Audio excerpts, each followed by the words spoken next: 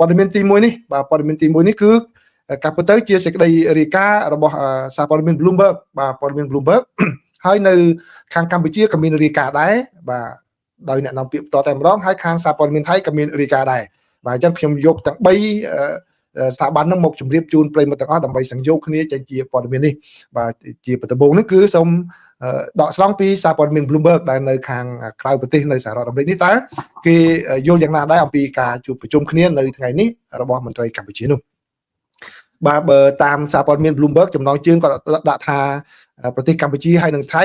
នឹងដកអាវុធចេញពីតំបន់ព្រំដែនបន្ទាប់ពីមានកិច្ចព្រមព្រៀងសន្តិភាពដែលរៀបចំឡើងដោយលោកប្រធានាធិបតី Trump បាទសារព័ត៌មាននេះបានរាយការណ៍ថាប្រទេសកម្ពុជានិងប្រទេសថៃបានចាត់វិធានការមួយជំហានដ៏ធំទៀតឆ្ពោះទៅការធ្វើយ៉ាងណាបន្ធូរបន្ថយភាពតានតឹងខាងផ្នែកព្រំដែនជាមួយនឹងគ្នាគឺចំណាត់ការនេះធ្វើឡើងតែប្រហែលថ្ងៃប៉ុណ្ណោះបន្ទាប់ពីកិច្ចព្រមព្រៀងសន្តិភាព Peace Deal ដែលលោកប្រធានាធិបតីសហរដ្ឋអាមេរិក Donald Trump បាន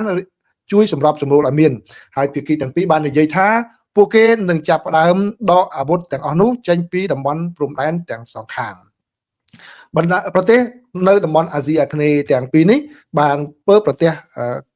ប្រយុទ្ធគ្នានៅតាមបណ្ដោយព្រំដែនកាលពីខែកក្កដាកន្លងទៅនេះហើយបានសម្លាប់មនុស្សអស់ជាងអស់រាប់សិបនាក់បាទអស់រាប់សិបនាក់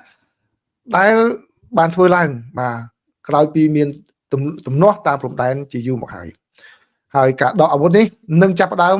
ដំណើរការហើយនឹងមានដំណើរការរយៈពេល2ខែដើម្បីដកចេញនៅអាវុធធុនធ្ងន់ប្រភេទគ្រាប់បាញ់រ៉ុកែតវង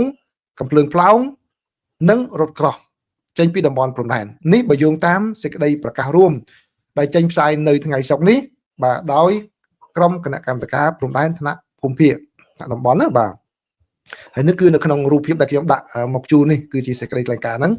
ហើយផែនការនៃការដកអាវុធទាំងភាគីទាំងពីរនេះគឺកើតមានឡើងក្រោយពីប្រទេសជិតខាងទាំងពីរនេះបានចុះហត្ថលេខានៅលើអ្វីដែលលោកប្រធានាធិបតី Donald Trump ហៅថាជាកិច្ចព្រមព្រៀងសន្តិភាពទីក្រុងកូឡាឡាំពួរ Peace Accord នៅថ្ងៃទី26ខែតុលាកន្លងទៅនេះហើយពិធីនោះគឺមានជាសាក្សីដោយនាយករដ្ឋមន្ត្រីរបស់ម៉ាឡេស៊ីនៅក្នុងទីក្រុងនៅក្នុងរដ្ឋធានីនៃប្រទេសម៉ាឡេស៊ីហើយមានការវិវត្តមួយទៀតគឺលោករដ្ឋមន្ត្រីក្រសួង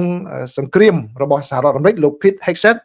ក៏បានជួបជាមួយនឹងរដ្ឋមន្ត្រីក្រសួងការពារជាតិនៃប្រទេសទាំងពីរ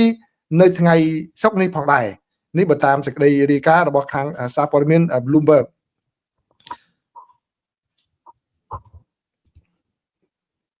បាទប៉ុន្តែខ្ញុំទៅរកមើលសារព័ត៌មាននានាផ្សេងទៀតអត់មានឃើញរាយការណ៍ទេសូម្បីតែ Facebook របស់លោករដ្ឋមន្ត្រីក្រសួងការពារជាតិកម្ពុជាក៏អត់មានឃើញតបបង្ហោះដែរប៉ុន្តែសារព័ត៌មាន Bloomberg ផ្សាយអញ្ចឹងណាបាទបើខុសត្រូវមិនខ្ញុំដកស្រង់ពី Bloomberg ទេអញ្ចឹងខ្ញុំប្រយ័ត្នបន្តិចកន្លែងហ្នឹងគីឡូពីព្រោះមានតែ Bloomberg គាត់រាយការណ៍តែម្នាក់ឯងគាត់ខាងថៃក៏មានរាយការណ៍ខាងកម្ពុជាតាមធម្មតាលោករដ្ឋមន្ត្រីក្រសួងការពារជាតិគាត់លះណាស់នៅក្នុងការបង្ហោះរូបប៉ុន្តែនៅក្នុងនេះមានតែ Bloomberg ទេគាត់និយាយថារដ្ឋមន្ត្រីក្រសួងសង្គ្រាមរបស់សហរដ្ឋអាមេរិកគឺលោក Pete Hegseth ក៏បានជួបជាមួយនឹងរដ្ឋមន្ត្រីក្រសួងការពារជាតិនៃប្រទេសទាំងពីរផងដែរនៅថ្ងៃសុក្រនេះបាទនេះខ្ញុំសូមផ្ដល់ទៅខាង Bloomberg គាត់រាយការណ៍អញ្ចឹងបាទខុសត្រូវអីចាំផ្ទៀងផ្ទាត់នៅពេលក្រោយណានៅថ្ងៃសុក្រនេះគឺប្រទេសកម្ពុជានិងប្រទេសថៃបានចុះហត្ថលេខាលើការព្រមព្រៀងគ្នាដើម្បីដកអាវុធធុនធ្ងន់ដែលមានលក្ខណៈបំផ្លាញខ្លាំងក្លាដោយភាគីទាំងពីរបានបញ្ជាក់ឡើងវិញនៅការបដិញ្ញាចិត្តរបស់ពួកគេនៅក្នុងការធ្វើយ៉ាងណាអនុវត្តឲ្យបានជោគជ័យនិងពេញលេញនៅឯកសារដែលបានចុះហត្ថលេខានេះបើយោងតាមអ្នកស្រីម៉ាលីសុជាតាដែលជាអ្នកនាំពាក្យក្រសួងការពារជាតិកម្ពុជាប្រទេសកម្ពុជាសង្ឃឹមថានឹងចាត់វិធានការវិជ្ជមាននេះជាការរួមចំណែកទៅដល់កិច្ចខិតខំប្រឹងប្រែងរួមគ្នាសម្រាប់ប្រទេសទាំងពីរលើកកម្ពស់សន្តិភាពស្ថិរភាពនិងត្រឡប់ទៅរកស្ថានភាពដើមវិញនៅក្នុងពេលអនាគតដ៏ខ្លីខាងមុខនេះបើតាមអ្នកស្រីម៉ាលីសុជាតាបានបញ្ជាក់នៅក្នុងសេចក្តីថ្លែងការណ៍បាទនេះគឺជាសារព័ត៌មាន Bloomberg ណាចឹងឥឡូវខ្ញុំសូមចូលទៅដល់សេចក្តីថ្លែងការណ៍ផ្ទាល់តែម្ដងរបស់ក្រសួងការពារជាតិកម្ពុជាគឺអ្នកស្រីម៉ាលីសុជាតាមុននេះបន្តិចខ្ញុំអានឈ្មោះគាត់ហ្នឹងគឺពីសារព័ត៌មានបរទេសបាទគេបានដកស្រង់សម្ដីគាត់ដែរណាដកស្រង់បន្តិចចឹងខ្ញុំដកស្រង់ពីអ្នកស្រីម៉ាលីសុជាតាវែងតែម្ដងទៅបាទឯកសារដើម គឺអ្នកស្រីគាត់បានបញ្ជាក់ថានៅថ្ងៃទី31ខែតុលាឆ្នាំ2025វេលាម៉ោង 15:05 នាទីបាទគឺបានមក3រសៀលនេះនៅច្រកព្រំដែនអូស្ម៉ៃខេត្តឧត្តរមានជ័យយុទ្ធភូមិភាគទី4កម្ពុជានិងកងទ័ពយុទ្ធភូមិភាគទី2ថៃបានរៀបចំកិច្ចប្រជុំពិសេសនៃគណៈកម្មាធិការព្រំដែនថ្នាក់យុទ្ធភូមិភាគកម្ពុជាថៃសម្រាប់ពិភាក្សាលើការកែសម្រួលអាវុធនិងយុទ្ធឧបករណ៍បំផ្លិចបំផ្លាញធនធ្ងន់បន្ទាប់ពីកិច្ចប្រជុំពិសេសក្រុមលេខាធិការដ្ឋាននៃគណៈកម្មាធិការព្រំដែនថ្នាក់យុទ្ធភូមិភាគកម្ពុជាថៃកាលពីព្រឹកមិញសហប្រធានដឹកនាំកិច្ចប្រជុំដោយឯកឧត្តមសេនីយ៍ឯក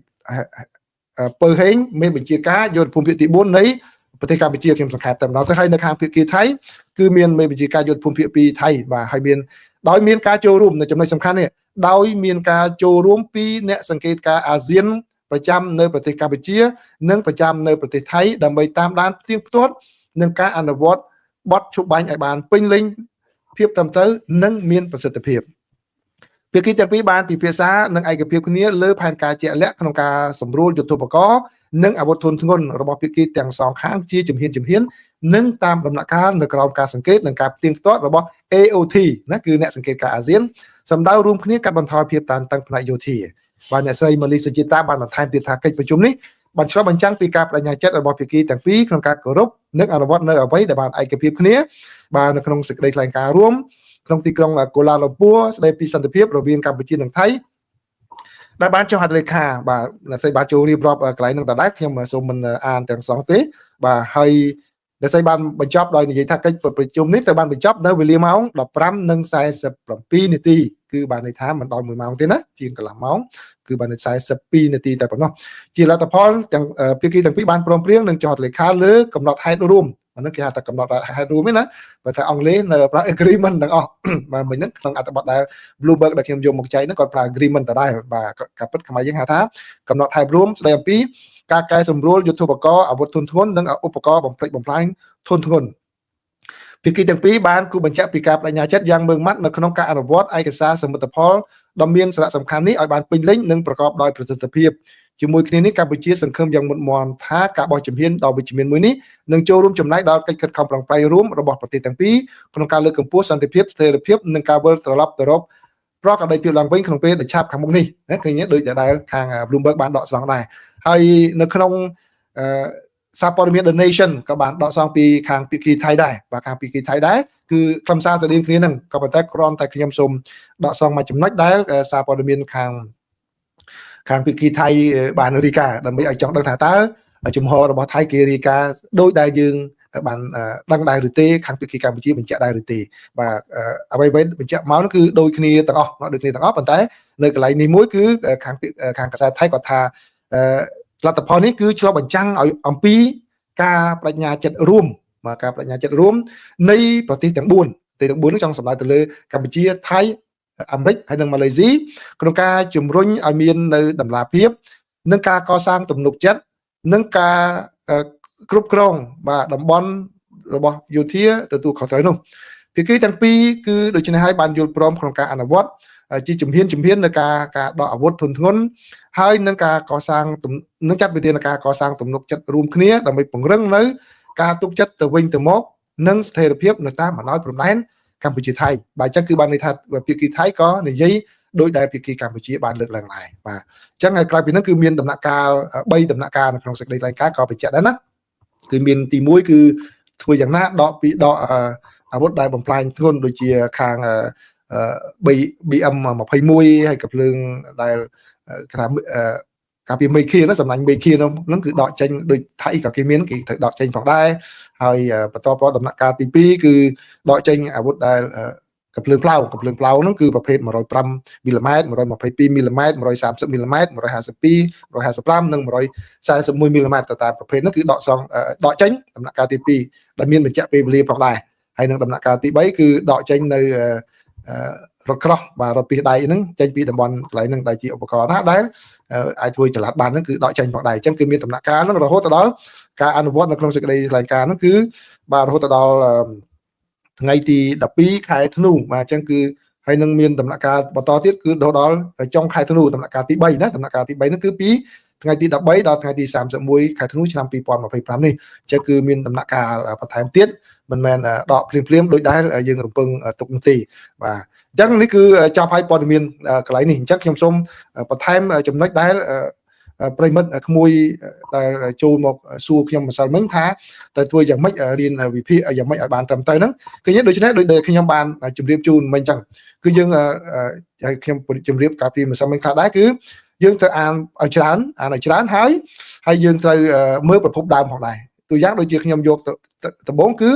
របស់ Bloomberg បាទ Bloomberg គាត់និយាយចេញមកគាត់បាទចំណុចចឹងបើយើងអានតែ Bloomberg មួយចប់គឺយើងអត់ដឹងថាមានបាត់អីនៅក្នុងហ្នឹងទេគឺចំណុចមួយដែល Bloomberg មិនបាននិយាយគឺអ្នកសង្កេតការណ៍របស់អាស៊ានចូលទៅក្នុងហ្នឹងឃើញទេ Bloomberg អត់បាននិយាយក្នុងហ្នឹងទេដល់ពេលយើងមកអានខាងខ្មែរយើងបានដឹងខាងមានសង្កេតការណ៍អាស៊ានចូលទៅអានរបស់ថៃគឺមានអ្នកសង្កេតការណ៍អាស៊ានចូលហើយយើងមើលចំហរបស់កម្ពុជានិយាយមិនចំហរបស់ថៃនិយាយមិនយើងផ្ទៀងផ្ទាត់គ្នាឲ្យបានដឹងទៅប៉ុន្តែនៅក្នុង Bloomberg គាត់រាយការណ៍ដែលសារព័ត៌មានកម្ពុជាហើយនឹងថៃអត់បានរាយការណ៍នោះគឺគាត់និយាយថារដ្ឋមន្ត្រីក្រសួងការពារជាតិទាំងពីរក៏បានជួបគ្នាផងដែរនៅថ្ងៃសុក្រនេះបាទអញ្ចឹងដូច្នេះតើយើងអានឲ្យបានច្រើនអញ្ចឹងបាទយើងអាចដឹងព័ត៌មានគ្រប់ជ្រុងជ្រោយហើយបើយើងចង់ធ្វើការវិភាគទៅបាទយើងវិភាគទៅលើផ្អែកទៅលើមូលដ្ឋានទាំងអស់ហ្នឹងបាទនេះគាត់ថាខ្ញុំបន្ថែមចំណុចបន្តិចដែលចំពោះក្មួយដែលចូលមកសួរខ្ញុំថាធ្វើយ៉ាងម៉េចដើម្បីឲ្យយើងបានដឹងព័ត៌មានហើយយើងវិភាគទៅវាមិនសូវខុសបាទការវិភាគខុសឬត្រូវនឹងវាស៊ីសងទៅលើ input ដែលយើងទទួលបានមកហ្នឹងអញ្ចឹងហើយបានចាំទស្សនៈខ្ញុំមួយម៉ាត់ទៅ Gigo garbage in garbage out បើយើងយក input របស់យើងនឹងវាល្អអ្វីដែលយើងនិយាយចេញមកក៏វាត្រូវតាមនឹងដែរបើយើងយកតែប្រភពអត់មានអីសោះឬប្រភពគាត់គេនិយាយជាទស្សនៈដែលរបៀបនេះបាទហើយយើងយកមកវិភាគគឺនឹងចាញ់ហើយបាទដែលខ្ញុំនិយាយនេះគឺខ្ញុំនឹងជម្រាបជូននេះជាទស្សនៈរបស់មនុស្សម្នាក់ទេបាទតែគាត់ចុះផ្សាយនៅក្នុង Diplomat ខ្ញុំក៏ត្រូវយកមកចែករំលែកជាមួយនឹងប្រិមិត្តដើម្បីឲ្យបានដឹងដែរហើយបើអ្នកណាដែលមើលតែអត្ថបទរបស់ Diplomat នេះមួយយកលោកគ្រូម្នាក់ហ្នឹងបើគាត់ថាសាចាម្នាក់មកនិយាយគឺទៅនៃកន្ទិលទៅតាមគាត់ម្នាក់ឯងពីព្រោះនៅក្នុងអត្ថបទរបស់គាត់មានចំណុចមួយដែលគាត់ពី3ចំណុចដែរគាត់និយាយអាក្រក់មិនចាស់គាត់ថាមិនសូវល្អពីប្រទេសកម្ពុជាអញ្ចឹងអ្នកណាដែលមាននៃការដូចថាចង់ប្រអប់បន្ថែមគាត់យកតែចំណុចនោះគាត់មក highlight យកតែម្ដង highlight យកតែម្ដងអញ្ចឹងការវិភាគនោះវាខុសពីសាច់រឿងពិតរបស់គេអញ្ចឹងបាទខ្ញុំនឹងយកចំណុចនេះមកជម្រាបជូននៅពេលក្រោយដើម្បីឲ្យពលរដ្ឋឲ្យប្រិមិត្តដឹងទាំងអស់គ្នាបាទអញ្ចឹងព័ត៌មានទី1នេះឆ្លៀតបញ្ចូលការអប់រំបន្ថែមបន្តិចតាមសំណូមពររបស់ប្រិមិត្តអញ្ចឹងចូលដល់ចំណុចទី2ណាចំណុចទី2គឺសារព័ត៌មានថៃអត់ទាន់មានរាយការណ៍ទេណាមានតែខាងភាគីកម្ពុជាបានរាយការណ៍ហើយនឹងបង្ហាញនៅតាមក្រសួងការពារជាតិកម្ពុជាអញ្ចឹងខ្ញុំដកស្រង់ពីក្រសួងការពារជាតិកម្ពុជាមកជម្រាបជូនប្រិមិត្តតែម្ដងបាទជម្រាបជូនប្រិមិត្តនេះបើតាមអ្នកស្រីម៉ាលីសុជាតាដែលជាអ្នកនាំពាក្យក្រសួងការពារជាតិរបស់កម្ពុជាបាទលោកស្រីជាឧត្តមសេនីយ៍ឯកបានបញ្ជាក់ឲ្យដឹងថាកាលពីរសៀលថ្ងៃទី31ខែតុលានេះគឺក្រុមការងារសម្របសម្រួលចម្រុះព្រំដែនចម្រុះគឺ JCTF កម្ពុជាថៃលើការងារដោះមានមនុស្សធម៌នៃប្រទេសទាំងពីរបានរៀបចំកិច្ចប្រជុំតាមប្រព័ន្ធអនឡាញ VTC ដើម្បីពិភាក្សានិងកំណត់តំបន់សាកល្បងក្នុងតំបន់អធិភាពនៅព្រំដែនលើការដោះមានមនុស្សធម៌ស្របតាមស្មារតីនៃកិច្ចប្រជុំពិសេសលើកទី1របស់គណៈកម្មាធិការព្រំដែនទូទៅដែលត្រូវអនុវត្តតាមនិយមនីតិវិធីប្រតិបត្តិរបស់ក្រុមការងារសម្របសម្រួលចម្រុះការកំណត់តំបន់សាកល្បងសម្រាប់ដោះមានមនុស្សធម៌នេះត្រូវធ្វើឡើងស្របតាមលក្ខខណ្ឌវិនិច្ឆ័យលក្ខណៈវិនិច្ឆ័យលក្ខខណ្ឌនិងជំហររបស់ភាគីនីមួយៗហើយសកម្មភាពដោះមានមនុស្សធម៌ក្នុងតំបន់នេះមិនត្រូវធ្វើឲ្យប៉ះពាល់ដល់ការវាស់វែងនិងខណ្ឌសីមាព្រំដែនគោកដែលជាសមត្ថកិច្ចរបស់គណៈកម្មាធិការចម្រុះព្រំដែននោះឡើយចំពោះទីតាំងដែលត្រូវបានដោះមានរួចរាល់ត្រូវរក្សាទុកក្នុងស្ថានភាពដើមរហូតដល់មានការសម្រេចពីគណៈកម្មាធិការចម្រុះព្រំដែន JBC ការងារដោះមានមនុស្សធម៌នេះត្រូវធ្វើឡើងដោយចូលលើគោលការណ៍គោរពអធិបតេយ្យភាពនិងបូរណភាពទឹកដីបាទខ្ញុំសូមអានខ្លីសូមទៅអានយឺតជូនប្រិមិត្តឲ្យបានដឹងអញ្ចឹងនេះគឺជាការបញ្ជាក់របស់ភាគីកម្ពុជាគឺដោយសង្ខេបខ្ញុំជឿថាខាងក្រសួងការពារជាតិគឺគាត់បង្ហាញចំណុចនេះគឺដើម្បីឆ្លើយតបទៅនឹងការព្រួយបារម្ភរបស់ពលរដ្ឋមួយចំនួនដែលគាត់ថាដោះមីនហើយគឺសៀមគេមកយកអីហ្នឹងគឺគាត់បានបញ្ជាក់ហើយគឺត្រូវទុកភារកិច្ចនេះឲ្យទៅលើបាទគណៈកម្មការព្រំដែនចម្រុះ ជាអ្នកកំណត់ខណ្ឌសីមានៅពេលក្រោយនោះទេបាទអញ្ចឹងហើយអត់ឲ្យប៉ះពាល់ការងារនឹងគេនឹងដែរអញ្ចឹងគេកំណត់ធ្វើយ៉ាងម៉េចអញ្ចឹងនេះជាអ្វីដែលខាងកម្ពុជាបញ្ជាក់ដើម្បីធ្វើឲ្យប្រជាពលរដ្ឋមួយចំនួនគាត់មានជំនឿជឿជាក់ហើយនឹងស្ងប់ទឹកចិត្តអញ្ចឹងបាទនេះគឺ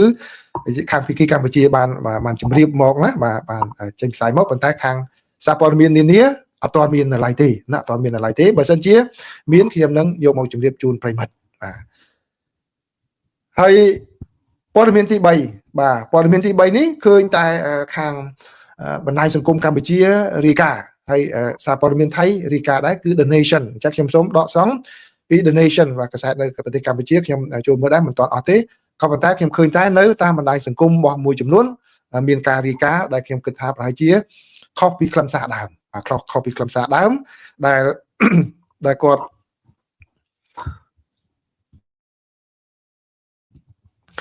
ដែលអាចនឹងខុសពីខ្លឹមសារដើមដែលការឡើងពិតប្រាកដនៅក្នុងប្រទេសថៃតើរឿងយ៉ាងម៉េចបាទអញ្ចឹងខ្ញុំអត់មានដោយសារតែគ្មានខាងប្រទេសកម្ពុជារាយការណ៍អញ្ចឹងខ្ញុំសូមដកស្រង់តែពីខាងកាសែត The Nation ទេណាកាសែត The Nation បានរាយការណ៍តាក់ទងនឹងបញ្ហានេះតើវាយ៉ាងម៉េចបើយោងតាមកាសែត The Nation បានរាយការណ៍ដឹងថាសកម្មជនថៃគឺលោក Vira Sumkwamkit ដែលគាត់បានប្រមូលផ្ដុំអ្នកភូមិហើយនឹងមានគ្រឿងចក្រផងដែរដែលមានត្រាក់ទ័រនិងឧបករណ៍កាយដី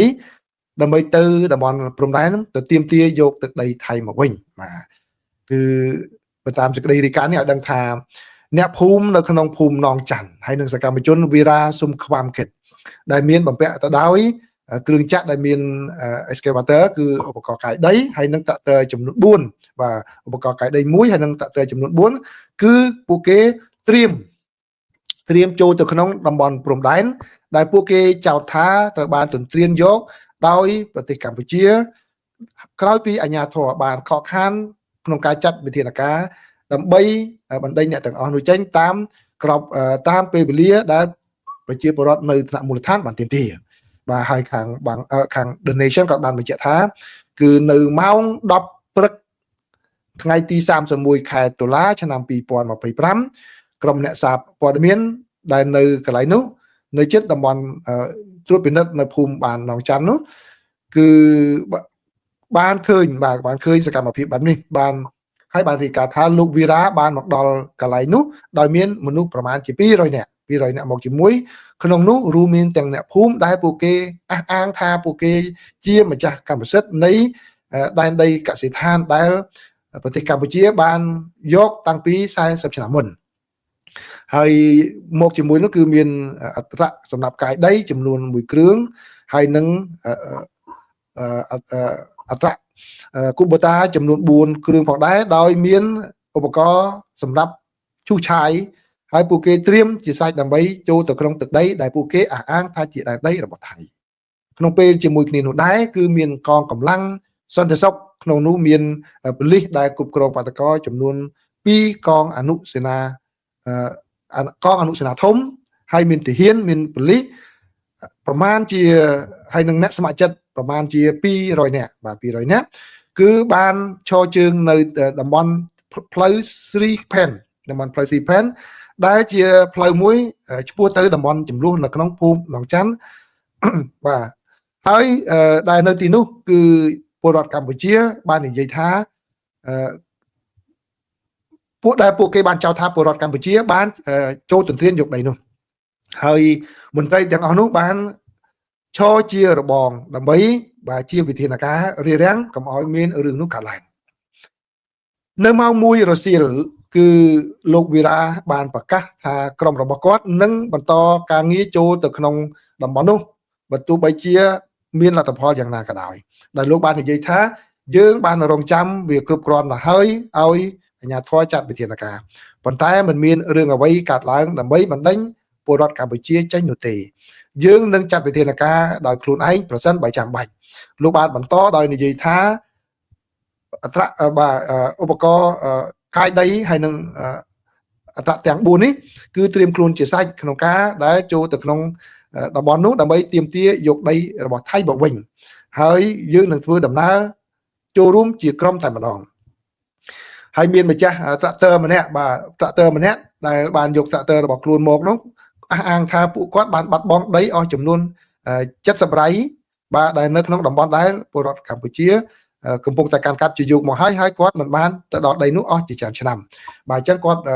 ថាគាត់ត្រូវតែមកយកដីរបស់គាត់វិញបើទោះបីជានៅពេលនេះខាងយោធាប្រើច្បាប់យោធាក៏ដោយបាទនេះគឺជាសេចក្តីរាយការណ៍របស់ខាងសារព័ត៌មាន The Nation បាទ The Nation គឺដែលជាសរុបទៅគឺខាងអ្នកដែលធ្វើសកម្មភាពហ្នឹងគឺពលរដ្ឋរបស់ថៃហើយខាងអាជ្ញាធររបស់ថៃមានប៉ូលីសមានទាហានទៅទប់ស្កាត់ដែរបាទទប់ស្កាត់ដែរដែលខុសពីសកម្មភាពលើកមុនគឺខាងពួកទាហានពួកប៉ូលីសខ្លួនឯងហ្នឹងជាអ្នកមកយកអូបន្លាតែម្ដងបាទនេះគឺការវិវត្តចុងក្រោយត្រឹមម៉ោង 1 រសៀលមកនៅក្នុង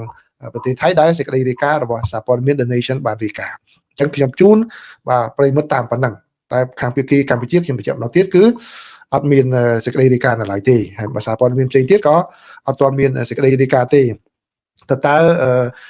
សេចក្តីរាយការណ៍ការពិតយ៉ាងណាពួកខ្ញុំក៏អត់ទៅដល់ដែរខ្ញុំអត់ដឹងទេប៉ុន្តែគ្រាន់តែឃើញមានអ្នកដែលប្រើបណ្ដាញសង្គមកម្ពុជាមួយចំនួនគាត់បានរាយការណ៍ខុសពីហ្នឹងបាទគាត់និយាយសុទ្ធតែទាហានថៃឯណាមកពាត់មកអីទៀតហើយបាទអញ្ចឹងដូច្នេះសូម្បីតែភាគីថៃក៏បានរាយការណ៍ថាมันមានទាហានទេអញ្ចឹងតើអ្នកណាខុសអ្នកណាត្រូវខ្ញុំមិនអាចបញ្ជាក់បានជួបបានទេខ្ញុំអាចដកស្រង់តែអ្វីដែលសារព័ត៌មានរាយការណ៍ជាផ្លូវការបាទអញ្ចឹងនេះគឺជាព័ត៌មានទី3ណាបាទឲ្យប្រិយមិត្តបានដឹងហើយព័ត៌មានចុងក្រោយនេះបាទព័ត៌មានចុងក្រោយនេះគឺជាបាទសេចក្តីរាយការណ៍របស់ខាងសារព័ត៌មាននៅក្នុងប្រទេសកម្ពុជាគឺ Kiri Post ហើយក៏មានសេចក្តីរាយការណ៍ពីខាង The Nation ដែរណា Nation ដែរអញ្ចឹងព័ត៌មានចុងក្រោយនេះគឺមានសេចក្តីរាយការណ៍ទាំងសងខាងកម្ពុជាក៏បានរាយការណ៍ខាងថៃក៏បានរាយការណ៍អញ្ចឹងខ្ញុំសូមយកប្រភពទាំងពីរនេះមកចែករំលែកជូនប្រិយមិត្តតែម្ដងដោយមិនអានវែងឆ្ងាយទេគឺជូនសង្ខេបគឺបើតាមសេចក្តីរាយការណ៍របស់សារព័ត៌មានកម្ពុជាគឺឲ្យដឹងថាខាងអាជ្ញាធរមានរបស់កម្ពុជាស៊ីម៉ាក់ហ្នឹងគាត់បានបញ្ចប់ការស៊ើបអង្កេតរបស់គាត់ក្រោយពីមានឧបទ្ទវហេតុមួយគឺមានការផ្ទុះគ្រាប់មួយកាលពីថ្ងៃទី25ខែតុលាបាទខែ25ខែតុលានោះហើយការសន្និដ្ឋានសរុបរបស់អាជ្ញាធរមីនរបស់កម្ពុជាគឺបានបញ្ជាក់ថាកុមារម្នាក់ដែលបានស្លាប់អាយុ10ឆ្នាំម្នាក់ដែលបានស្លាប់នៅក្នុងខេត្តព្រះវិហារហើយនឹងឪពុករបស់កុមារនោះរងរបួសនោះបាទគឺជាលទ្ធផលនៃក្របបែកចង្កោមក្របបែកចង្កោមដែលប្រទេសថៃបានបាញ់មកលើប្រទេសកម្ពុជាក្នុងអំឡុងពេលប្រយុទ្ធគ្នាអស់រយៈពេល5ថ្ងៃនោះបាទគឺការចេញសន្និដ្ឋានហ្នឹងគឺនៅថ្ងៃម្សិលមិញនៅថ្ងៃទី30ខែតុលាគឺខាងស៊ីម៉ាក់បានបង្ហាញឲ្យដឹងថាគឺជាគ្រាប់ដែលចេញមកពី M85 បាទដែលជាគ្រាប់បាញ់គ្រាប់បែកចង្កោមបាទចេញមកពីកាភ្លើងប្រភេទ155មីលីម៉ែត្រ M396 បាទអញ្ចឹងគឺកម្ពុជាបានសន្និដ្ឋានច្បាស់ហើយថាគ្រាប់បែកចង្កោមបាទគ្រាប់បែកចង្កោមដែលជាអ្នកដែលធ្វើឲ្យគ្រោះថ្នាក់ដល់ពលរដ្ឋកម្ពុជាក្រោយពីការប្រយុទ្ធគ្នានេះក៏ប៉ុន្តែដោយឡែកខាងភាគីថៃវិញបាទខាងភាគីថៃវិញបើយោងតាមកាសែត The Nation ដកស្រង់ប្រសាសន៍របស់លោកឧត្តមសេនីយ៍តូវិនថៃសូរ៉ាវីដែលជាអ្នកនាំពាក្យយោធាគាត់បដិសេធថាមិនមែនជាក្របបែកចង្កោមតែបាញ់នោះទេប៉ុន្តែគាត់ទទួលស្គាល់ថាពិតជាបានបាញ់ក្របប្រភេទ155មីលីម៉ែត្រនៅពិតប្រាកដមែនបាទដែលក្របនេះមានគោលបំណង2ដែលមានផ្ទុកនៅក្របប្រភេទ M85 នេះឯងបាទអញ្ចឹងបានន័យថាភាគីថៃគាត់ទទួលស្គាល់ថាគាត់ពិតជាបាញ់មែនក៏ប៉ុន្តែគាត់អះអាងថាគឺក្របដែលគាត់បាញ់មកនោះគឺគោលបំណងរបស់វាពេលដែលបាញ់ផ្ទៃចឹងហើយទៅដល់ដីគឺវាផ្ទុះខ្លួនឯងវាអត់មានសេសសល់ទេបាទនេះគឺការអះអាងរបស់គាត់ប៉ុន្តែតាមធម្មតាក្របពិតប្រាកដពេលអនុវត្តគឺលក្ខណៈបច្ចេកទេសរបស់វាខុសគ្នាណាខុសគ្នាមិនមែនសិតតែបាញ់ទៅសិតតែផ្ទុះទេមានក្របខ្លះមិនផ្ទុះអញ្ចឹងហើយបានជាគេព្រួយបារម្ភបាទនៅកម្ពុជានោះគឺបានចូលរួមនៅក្នុងអនុសញ្ញាស្តីពីការហាមឃាត់ក្របបែកចង្កោមហ្នឹងគឺកម្ពុជាបានដោះជាបន្តបន្ទាប់ពីព្រោះអីក្របបែកចង្កោមហ្នឹងគឺគ្រោះថ្នាក់ភាគច្រើនកុមារពីព្រោះរៀងនៅស្រុកខ្មែរគេហៅថាបាល់ប៊ីណាគឺវារៀងដូចក្របឃ្លីអញ្ចឹងហើយក្មេងៗអត់ដឹងយកមកលេងចុះឡើងបាទដំឡើងឬក៏រោងគប់ចុះគប់ឡើងផ្ទុះបាទស្លាប់នឹងរបួសគាត់តែម្ដងបាទខ្ញុំធ្លាប់កាលនៅ UN ហ្នឹងខ្ញុំធ្លាប់ចូលរួមខាងយើងខ្ញុំហ្នឹងគឺចូលរួមធ្វើយុទ្ធនាការប្រឆាំងបោះសម្អាតក្របបែកចង្កោមហ្នឹងបាទគឺប្រឆាំងការប្រើប្រាស់ក្របបែកចង្កោមហ្នឹងហើយកម្ពុជាជាភាគីមួយហើយបានចូលរួមយ៉ាងសកម្មបាទកាលនោះពេលអ្នកដែល អ្នកដែលចូលរួមយុទ្ធនាការជាមេដឹកនាំយុទ្ធនាការនឹងផងដែរនោះគឺរដ្ឋមន្ត្រីក្រសួងការបរទេសរបស់កម្ពុជាពេលបច្ចុប្បន្នហ្នឹងឯងតែគាត់ជាអ្នកដឹកនាំយុទ្ធនាការហ្នឹងពីខាងភាគីកម្ពុជាអញ្ចឹងនេះគឺជាព័ត៌មានដែលខ្ញុំសង្ខេបជូនប្រិយមិត្តទាំងអស់គ្នាបាទប្រិយមិត្តទាំងអស់គ្នាអំពីព្រឹត្តិការណ៍ដែលបានកើតមានឡើងបាននៅថ្ងៃនេះតាក់ទងជាមួយនឹងកម្ពុជាហើយនិងថៃបាទខ្ញុំជឿថាអ្វីដែលខ្ញុំបានជម្រាបជូនព័ត៌មានចុងក្រោយនេះគឺកម្ពុជាចងក្រងឯកសារនេះបានល្អហើយគឺសូម្បីតែខាងស៊ីម៉ាក់គាត់បានស៊ើបអង្កេតយ៉ាងត្រឹមត្រូវតែស៊ើបអង្កេតមានការចងក្រងឯកសារអាចនឹងដាក់ទៅខាងអន្តរជាតិឲ្យបានដឹងអំពីការប្រើប្រាស់ក្របបែកចង្កោមបើទោះបីជាថៃគាត់ថាគាត់មិនមែនជាហត្ថលេខីនៃអនុសញ្ញានឹងក៏ដោយក៏ប៉ុន្តែក៏បានបង្ហាញឲ្យឃើញនឹងការគាត់ត្រូវទទួលខុសត្រូវបាទនេះគឺជាព័ត៌មានបាទព័ត៌មានដែលខ្ញុំរៀបចំជូនហើយនៅថ្ងៃនេះល្ងាចនេះខ្ញុំនឹងយកអត្ថបទរបស់ខាង Diplomat ដើម្បីជម្រាបជូនប្រិយមិត្តទាំងអស់គ្នាមានចំណុចខ្លះដែលគាត់និយាយមកដែលយើងអាចសិក្សារៀនសូត្របានមានចំណុចខ្លះដែលយើងត្រូវគិតពិចារណាថាតើគាត់និយាយត្រូវឬខុសអញ្ចឹងបាទដែលខ្ញុំមើលឃើញថាមានកិច្ចការច្រើនដែលកម្ពុជាត្រូវធ្វើទៀតដើម្បីឲ្យបានមានការយល់ដឹងបន្ថែមពីស្ថានភាពកម្ពុជានៅក្នុងចំណោមបញ្ញវន្តបាទនៅក្រៅប្រទេសនេះបាទអ្នកសរសេរហ្នឹងគឺបាទគាត់នៅខាងDerek នឹងបាទគាត់នៅខាងដូចជានៅខាងរដ្ឋ California បទវិភាគបាទអញ្ចឹងហើយបានជាខ្ញុំបរៀនប្រិយមិត្តមួយចំនួនជាពិសេសក្មួយចំនួនក្រោយហ្នឹងឲ្យចេះការអានអត្ថបទមួយអញ្ចឹងមិនមែនមានន័យថាជាគម្ពីរទេខ្ញុំរំលឹកពាក្យម្ដងហើយម្ដងទៀតអត្ថបទមួយដែលអ្នកនិយាយហ្នឹងវាមិនមែនជាគម្ពីរទេវាគ្រាន់តែជាទស្សនៈរបស់បុគ្គលម្នាក់តែប៉ុណ្្នឹងតែប៉ុន្តែសួរថាហេតុអីបានជាខ្ញុំយកមកចែកពីព្រោះវាមានកត្តាពីរកត្តាទី1យើងចង់ដឹងថាតើនៅក្នុងផ្នត់គំនិតរបស់អ្នកដែលនៅខាងក្រៅដែលជាអ្នកដែលមានកេរ្តិ៍ឈ្មោះអ្នកមានចំណេះដឹងពូហ្នឹងគាត់យល់យ៉ាងម៉េចអំពីស្ថានភាពហ្នឹងយើងចង់ដឹងអំពីផ្នត់គំនិតគាត់ទី2ការដែលគាត់និយាយហ្នឹងមិនមែននិយាយដោយនៅតុបាយឬតុកាហ្វេទេគាត់និយាយដោយចុះផ្សាយទៅលើសារព័ត៌មានធំល្បីៗដូចជា The Diplomat អញ្ចឹងកាលណាសារព័ត៌មានធំយកមកផ្សាយអញ្ចឹងចង់មិនចង់អ្នកផ្សេងទៀតដែលអានគាត់យកជាចំណេះដឹងមួយសម្រាប់ពាក់ព័ន្ធនឹងការសម្រេចចិត្តរបស់គាត់នៅពេលណាមួយឃើញទេអញ្ចឹងយើងត្រូវដឹងអំពីចំណុចនឹងផងដែរវាមានឥទ្ធិពលខ្លះដែរបាទវាមានឥទ្ធិពលខ្លះដែរហើយប៉ុន្តែកុំយកប្រិមិត្តវិញកុំយកអ្វីដែលអ្នកនោះនិយាយថាជាកម្ពីថាត្រឹមត្រូវតែយើងក៏អាចសង្កេតមើលដែរឃើញដែរអ្នកណាដែលដកសំពីអត្ថបទហ្នឹងទៅវិភាគបន្តទៀតយើងអាចដឹងនិន្នាការគាត់ដែរបើសិនជាគាត់ចង់និយាយអាក្រក់គាត់ច្បាច់យកតែចំណុចអាក្រក់ហ្នឹងគាត់ថាអូឃើញអ្នកវិភាគគេនិយាយចឹងថាខ្មែរហ្នឹងគឺខុសចេះតែអ្នកដែលការពារវិញគាត់ថាអូខេអ្នកនេះក៏និយាយល្អចំណុចនេះចឹងដែរអញ្ចឹងដូច្នេះយើងអាចមើលដឹងបានអញ្ចឹងហើយបានខ្ញុំយល់ពីសារៈសំខាន់កន្លែងហ្នឹងហើយបានជាខ្ញុំយកមកចែករំលែកប្រិមិត្តបាទអញ្ចឹងនេះគឺជាការដែលចែករំលែកព័ត៌មានហើយចែករំលែកចំណេះដឹងផងដែរបាទឥឡូវនេះដូចសន្យាពីខាងមុនអញ្ចឹងខ្ញុំសួរថាតើមានអ្នកណាដឹងពី sandbox theory ហ្នឹងទេបាទ sandbox theory ហ្នឹងបើជាអត់មានអ្នកមានអ្នកណាសួរសូមខែនេះនៅអាមេរិកសប្បាយអត់លោកពូអត់យល់វីរៈបុត្រអើយជន់វីរៈបុត្រដឹងសួរចង់មានន័យថាម៉េចទេបាទអូបើចង់សួរតែខ្ញុំអត់បានប្រាក់ខែសប្បាយអត់ទេមើលទៅមុខដឹងហើយទោះបីជាយំក៏មិនដឹងបានលុយមិនមកពីណាដែរមានតែខ្ចីលុយគេចាយសិនលុយសន្សំប្រហែលនឹងយកមកចាយសិនបាទមិនអីទេបាទធម្មតាទេបាទឥឡូវនេះអត់មានអ្នកណាឆ្លើយទេបាទអត់មានអ្នកណាឆ្លើយទេអញ្ចឹងខ្ញុំចូលចែករំលែកចំណេះដឹងខ្លីបន្តិចមុននឹងខ្ញុំចប់ណាបាទគឺនៅកន្លែងធ្វើការគេបង្រៀនយើងអំពី sandbox theory sandbox theory ហ្នឹង sandbox ហ្នឹងគឺនេះណាកន្លែងខ្សាច់ណាព្រោះក្មេងនៅអាមេរិកនេះខុសពីក្មេងនៅខ្មែរឃើញភក់ខ្ពើមខ្លាចឃើញដីខ្ពើមខ្លាចជាពិសេសកូនអ្នកមានអ្នកអីហ្នឹងគឺខ្ពើមខ្លាចប៉ុន្តែក្មេងនៅអាមេរិកនេះគេបែរជាទិញដីខ្សាច់ហ្នឹងឲ្យកូនលេងទៅវិញពីព្រោះវាខុសអត់ទៅមានដីអញ្ចឹងទៅឬក៏ដីនៅកន្លែង playground គេមួយចំនួនហ្នឹងក៏មិនអាចលេងបានគេទិញអា sandbox ឬក៏គេធ្វើអា sandbox ហ្នឹងអាកន្លែងដីខ្សាច់នៅក្នុងកន្លែង playground នឹងក្មេងលេងហ្នឹងឲ្យក្មេងទៅលេងហ្នឹងបាទអញ្ចឹងហើយបានគេហៅហ្នឹង sandbox បាទនៅក្នុង sandbox theory ហ្នឹងគឺគេប្រៀបធៀបក្មេងនៅក្នុងការលេងខ្សាច់ហ្នឹងក្មេងលេងខ្សាច់ហ្នឹងបើកាលណាក្មេងណាលេងខូចជាងគេដេញចាញ់ឲ្យលេងជាមួយគេលេងជាមួយបាទគេលេងជាមួយហើយអញ្ចឹងនៅកន្លែងធ្វើការអញ្ចឹងដែរបាទ នៅកន្លែងធ្វើការអញ្ចឹងដែរបើកាលណាយើងធ្វើការមិនចោះសម្រងនឹងគេយើងខ្លួនឯងនឹងឬក៏គេក៏ដោយគេនឹង isolate យើងឬក៏គេនឹងឲ្យយើងនៅឯកោតែម្នាក់ឯងអញ្ចឹងយើងធ្វើការងារជួបការលំបាកដែរអញ្ចឹងណាអញ្ចឹងហើយអ្វីដែលជាខ្លឹមសារនៃទិសដី sandbox theory ហ្នឹងគឺគេចង់បង្រៀនយើងថា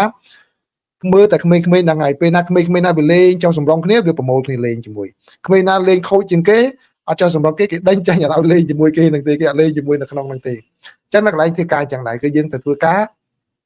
ដោយសម្របសម្រួលជាមួយគេធ្វើយ៉ាងម៉េចធ្វើការជាក្រុមបាទតាមធម្មតាពេលចរិតយើងវាពីផ្ទះយើងផ្សេងណាចរិតខ្ញុំឬក៏ចរិតអ្នកណាខ្លះក៏ហ្នឹងខ្ញុំកូនពៅនៅផ្ទះខ្ញុំម៉ាក់ខ្ញុំមុននឹងចេញមកធ្វើការហ្នឹងចង់ទៅដោះគោខ្ញុំមកកែវផឹកទៀតទៅវិញហ្នឹងម៉ាក់ខ្ញុំគេយំហ្នឹងយកពួយគ្រាប់ឲ្យខ្ញុំទៀតអាហ្នឹងទុកនៅផ្ទះអាហ្នឹងទុកនៅផ្ទះមកកន្លែងធ្វើការអត់មានកូនពៅទេអត់មាននរណាចង់ទៅដោះគោឲ្យយើងញ៉ាំទេគឺយើងទៅធ្វើការសម្របសម្រួលដូចគេដូចឯងជាមួយនឹងកូនកំព្រាជាមួយនឹងកូនគេច្បងក៏ដោយជាមួយនឹងអ្នកកូនតែមួយក៏ដោយគឺត្រូវធ្វើការឲ្យចោះសម្រុងនឹងគ្នាបាទអញ្ចឹងគឺខ្ញុំគាត់ចែករំលែកចំណេះដឹងដល់ប៉ុណ្ណឹង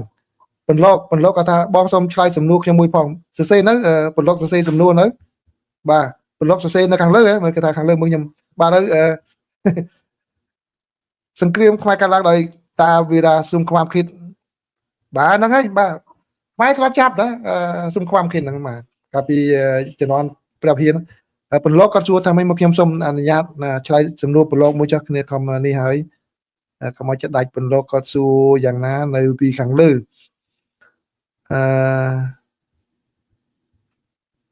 អត់ឃើញនៅកន្លែងណាចេះខ្ញុំរកមិនឃើញទេពន្លកបើមានជំនួយការគាត់យកមកជូនណាពន្លកគាត់សួរពន្លកតើយើងត្រូវរៀបចំខ្លួនរបៀបណាដើម្បីកុំឲ្យមានសង្គ្រាមឈ្លានពានម្ដងទៀតបងសូមជួយផ្ដល់មតិផងអូខេបាទសំណួរហ្នឹងល្អហើយមានប្រិមិត្តគាត់សួរច្រើនដងដែរបាទសំណួរច្រើនដងដែរខ្ញុំថាខ្ញុំបានសន្យាថាចាំពេលកិច្ចការនេះយើងស្បាយតិចខ្ញុំឲ្យយោបល់ខ្លះដែរជាគាត់ថាជាខ្ញុំបានចង់ក្រងដែរពីចំណុចដែលទៅនិយាយណាប្រឡងណាប៉ុន្តែខ្ញុំថាមិនទាន់មិនគួរឆ្លើយនៅពេលនេះនៅឡើយទេចាំចប់រឿងនឹងតិចទៅណាចាំទូស្បាយនឹងតិចទៅបាទចឹងឥឡូវសន្យាមួយទៀតចាស់បាទសន្យាមួយទៀតចឹងណាបាទសន្យាទី1គឺខ្ញុំនឹងផ្ដល់ការវិតម្លៃរបស់ខ្ញុំចំពោះការដឹកនាំរបស់លោកហ៊ុនម៉ាណែតបាទខ្ញុំជឿថាមានអ្នកស្ដាប់ខ្ញុំវិតម្លៃនឹងហើយសប្បាយចិត្តហើយនឹងអ្នកមិនសប្បាយចិត្តបាទជាពិសេសការដឹកនាំរបស់គាត់ក្នុងអំឡុងពេលវិបត្តិនេះបាទខ្ញុំសន្យាថាខ្ញុំនឹងចែករំលែកនៅពេលណាដែលស្ថានភាពនេះត្រឡប់មកធម្មតាវិញហើយខ្ញុំជប់ចែករំលែករឿងថៃនិងខ្មែរហ្នឹងគឺខ្ញុំវិលមករឿងធម្មតារបស់ខ្ញុំវិញហ្នឹងខ្ញុំនឹងផ្ដល់ការសង្កេតនិងវិតម្លៃផ្ទាល់ខ្លួនរបស់ខ្ញុំការពិតការវិតម្លៃរបស់ខ្ញុំបានមានអ្នកដែលផ្សេងទៀតនៅខាងនិយាយត្រង់ទៅមានភាគីគណៈបកប្រឆាំងតែម្ដងបាទបានទូរស័ព្ទមកខ្ញុំនិយាយជាមួយខ្ញុំបាននិយាយពីការវិតម្លៃហ្នឹងឲ្យគាត់ដែរគាត់យល់ស្របបាទគាត់យល់ស្របអញ្ចឹងដូច្នេះការវិតម្លៃរបស់ខ្ញុំអាចនឹងមានអ្នកសប្បាយមិនសប្បាយប៉ុន្តែខ្ញុំអាចនិយាយបានថាមានអ្នកយល់ស្របច្រើនជាមួយនឹងការវិតម្លៃរបស់ខ្ញុំហ្នឹងគឺខ្ញុំនឹងចែករំលែកបាទទី1ណាទី2មានអ្នកសួរតាពីយូរហើយសួរថាតើក្រោយពីចប់វិបត្តិនេះតើកម្ពុជាត្រូវធ្វើខ្លួនយ៉ាងណាដើម្បីកុំឲ្យមានការជឿនពៀនដោយប្រឡូកសួរអញ្ចឹងហើយខ្ញុំក៏បានសន្យាពេលនឹងថាខ្ញុំនឹង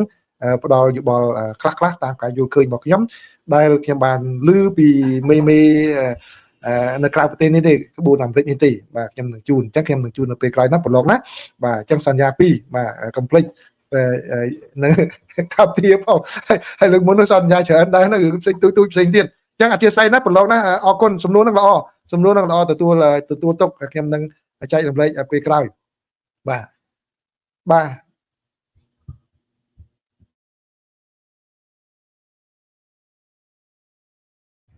មានជំនួយការគាត់សញ្ញោថាប៊ុនហេង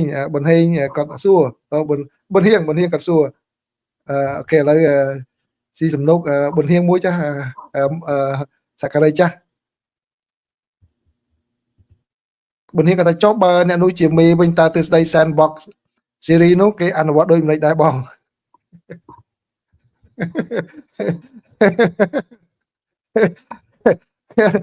លោកប៊ុនហៀងគាត់ចាំគាត់សួរកន្លែងហ្នឹង ជាមេខ្ញុំធ្លាប់បានចែករំលែកប្រហែលដងហើយលោកប៊ុនហៀងគឺខ្ញុំចែករំលែកពីជ្រុងនៃបុគ្គលិករដ្ឋាភិបាលសហរដ្ឋអាមេរិកហើយនិងបុគ្គលិកអង្គការសហប្រជាជាតិដែលខ្ញុំមានបទពិសោធន៍បាទអង្គការហើយនឹងដូចថាអង្គការសង្គមស៊ីវិលចុះ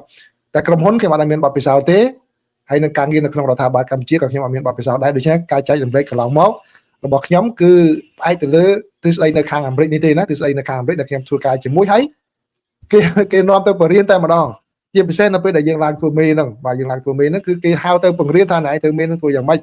បាទអញ្ចឹងលោកប៊ុនហៀងសំណួររបស់គាត់ទិសដី sandbox theory មិន theory ទិសដី sandbox theory ទិសដី sandbox ហ្នឹងតើគេធ្វើយ៉ាងម៉េចជាមួយមេអត់មានគេអត់ apply គេអត់យក sandbox theory ហ្នឹងមកប្រើទេគេសម្រាប់បុគ្គលិកមេគេមានទិសដីផ្សេងបាទមេហ្នឹងគឺដូចដែលខ្ញុំបានបរៀន leadership វាមាន4 style អញ្ចឹង leadership មួយណា leadership មាន4ណា4ប្រភេទមេដឹកនាំតែនាំមុខមេដឹកនាំទៅ facilitator មេដឹកនាំអីទៅ compromise ហ្នឹងមានទាំងអស់មាន4ប្រភេទហ្នឹងក៏ប៉ុន្តែដោយសរុបមកវិញបាទដោយសរុបមកវិញឲ្យឆ្លើយចំអ្វីដែលលោកប៊ុនហៀងសួរដើម្បី connect គ្នារវាងអ្នកខាងក្រោមអ្នកខាងលើហ្នឹងគឺខ្ញុំបញ្ចប់ដោយបញ្ជាក់ចេះជាពូម៉ាក់នឹងគ្នាក៏ដោយបាទឧទាហរណ៍ខ្ញុំធ្វើការកាលនៅជាបុគ្គលិកធម្មតាពូម៉ាក់ខ្ញុំក៏ធ្វើនៅនឹងដែរណាផឹកកាហ្វេមួយគ្នាកាទៀវមួយគ្នាដើរជាមួយគ្នាជែកចោចអីរឿងមួយគ្នាប៉ុន្តែនៅពេលដែលថ្ងៃណាមួយខ្ញុំឡើងធ្វើមេពេលដែលខ្ញុំឡើងធ្វើមេ connection ហ្នឹងទៅកាត់ផ្ដាច់ដល់ automatic ហ្មងបាទគឺឲ្យគេប្រាប់ឲ្យយើងកាត់ហ្មងគឺมันបានទៅដើរលេងផឹកកាហ្វេជុំគ្នាទៀតទេបើទៅទាំងអស់គ្នាពីព្រោះអីដើម្បីកុំឲ្យគេចោទប្រកាន់ថាយើងបកពួកនិយម nepotism បាទ favoritism បាទ favoritism នៅកន្លែងធ្វើការនៅអាមេរិកនេះគឺបុគ្គលិកអាចប្តឹងយើងបានអញ្ចឹងបានអ្នកខ្លះនិយាយថាកាលនៅបុគ្គលិកសាមញ្ញដូចគ្នាដូចជាដើរជាមួយគ្នាបានឡើងធ្វើមេវាយរឹកបាយពីហ្មងកំខឹងអីបាទកំខឹងអីនៅអាមេរិកនេះគឺគេបរៀនឲ្យធ្វើចាំគេប្រាប់ឲ្យយើងធ្វើចឹងហ្មងបាទគឺត្រូវតែកាត់ផ្ដាច់តំណែងនឹងចោលតែម្ដងដើម្បីកុំឲ្យបុគ្គលិកដទៃទៀតគេមើលមកឃើញបាទឧទាហរណ៍ថាអូកំសីហ្នឹងជាមួយនឹងចត្រាហ្នឹងគឺថាអូកាលនៅបុគ្គលិកធម្មតាចិត្តទៅពេលឡើងធ្វើមេមកចត្រាហ្នឹងច្បាស់ជាការពីចត្រាហ្នឹងហើយមើលចត្រាហ្នឹងមិនសូវប្រកែផងហើយបាច់ជាការពី